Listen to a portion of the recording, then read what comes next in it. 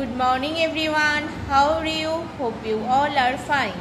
Today we will read our stream book. So open your stream book and page number 41. আমরা the মুল্লার সন এই স্টোরিটা পড়ছিলাম। এর আগের দিন আমরা কত পর্যন্ত পড়েছিলাম? আমরা গল্পটাতে জেনেছিলাম যে 350 বছর আগে আকবর, সম্রাট আকবর একটি বিশাল বড় প্রাসাদে দিল্লিতে বসবাস করতেন। তার সভাসদদের মধ্যে অনেকে শিল্পী, অনেকে কবি, অনেক বৈজ্ঞানিক, অনেক লেখক, এরা সবাই ছিলেন। তার মধ্যে যে ফানি ম্যান ছিল সে হচ্ছে মুল্লা দো পিয়াজা।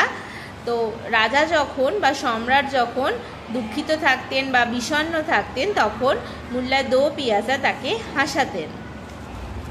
তো এরকম এক সময়ই মুল্লা দো পিয়াজা কে উনি খোঁজ করছিলেন। এই পর্যন্ত আমরা পড়েছি।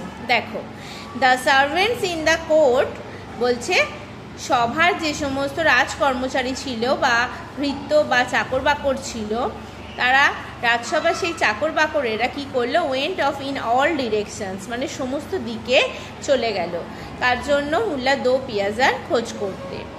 Soon Mulla Do Piyaza was brought in front of the emperor. শীঘ্রই মুল্লা দো পিয়াজাকে কি করা হয়েছিল? সম্রাটের সামনে নিয়ে আসা হয়েছিল।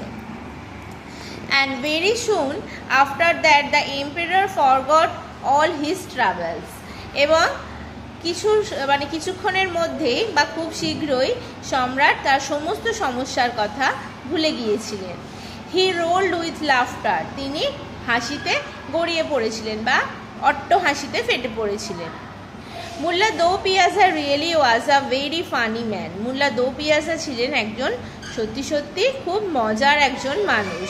নাথিং সারপ্রাইজড হিম, তাকে কোনো কিছুই অবাক করতো না বা তিনি কোনো কিছুতেই অবাক হতেন না।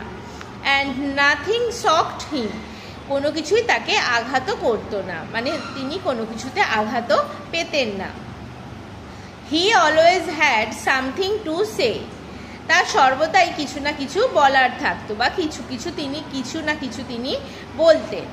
He had prompt answers for any questions.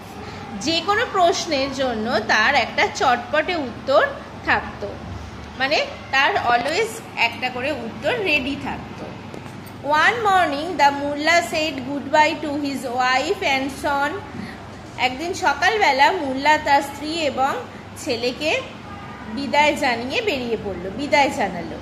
He went of to the court as usual. যেরকমভাবে তিনি রোজ কোর্টে যান বা সভায় যান, রাজসভায় যান, সেরকমভাবে তিনি যথারীতি রাজসভায় গিয়েছিলেন।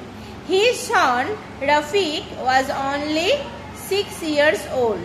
তার ছেলে রফিক মাত্র তার 6 বছর বয়স ছিল।